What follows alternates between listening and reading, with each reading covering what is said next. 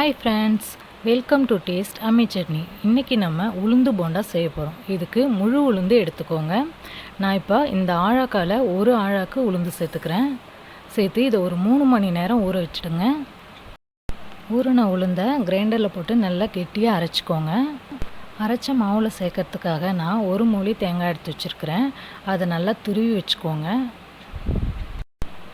பாருங்கள், இந்த அளவுக்கு மாவு நல்லா கெட்டியாக பதமாக இருக்கணும். நீங்கள் அரைக்கும் போதே உப்பு தேவையான அளவுக்கு சேர்த்து அரைச்சிக்கோங்க. இப்போது போண்டா நல்லா மொறுன்னு வரத்துக்காக 1 ஸ்பூன் அரிசி மாவு சேர்த்துக்கிறோம். இப்போ நம்ம துருவி வச்சுருக்கிற தேங்காயும் இதில் சேர்த்துடலாம். சேர்த்து ஒரு தடவை கலந்துக்கோங்க. இப்போ நம்ம தட்டி வச்சுருக்கிற மிளகையும் இதில் சேர்த்துடலாம்.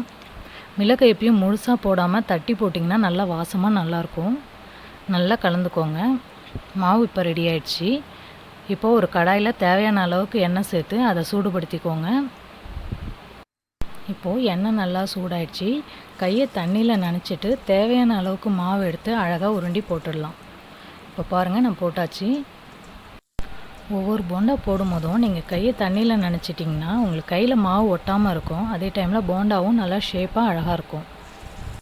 பசங்களுக்கு எப்பயுமே ஸ்நாக்ஸ் வெளியிலேருந்து வாங்கி கொடுக்காம இது மாதிரி வீட்டில் இருக்கிற பொருளை வச்சே நீங்கள் செஞ்சு கொடுங்க. பசங்க ரொம்பவும் விரும்பி என்ஜாய் பண்ணி சாப்பிடுவாங்க.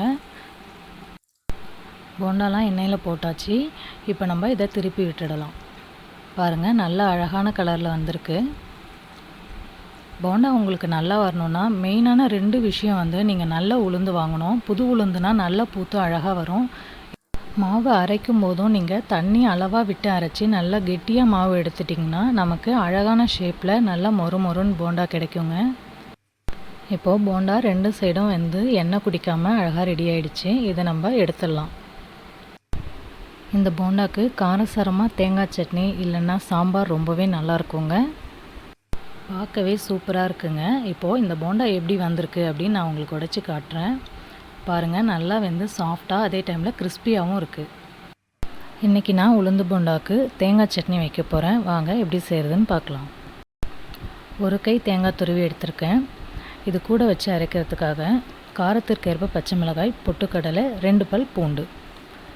தேங்காய் சட்னி அம்மியில் அரைச்சா ரொம்பவே சூப்பராக இருக்கும். அதனால் நான் அம்மியில் அரைச்சிக்கிறேன். சட்னி ரெடி ஆயிடுச்சு. இப்போ நம்ம தாளிப்பு போட்டுடலாம். கொஞ்சமாக எண்ணெய் விட்டு கடுகு உளுத்தம் பருப்பு போடுங்க. உளுத்தம் பருப்பு நல்லா செவந்ததுக்கப்புறமா கொஞ்சமாக கறிவேப்பிலை சேர்த்துடலாம். கறிவேப்பிலை நல்லா வதங்கினதுக்கப்புறமா நம்ம அரைச்சி வச்சுருக்கிற சட்னியில் சேர்த்துடலாம். சட்னியில் சேர்த்தாச்சு. இப்போ நம்ம போண்டா கூட இந்த காரசாரமான தேங்காய் சட்னி வச்சு பரிமாறலாம்.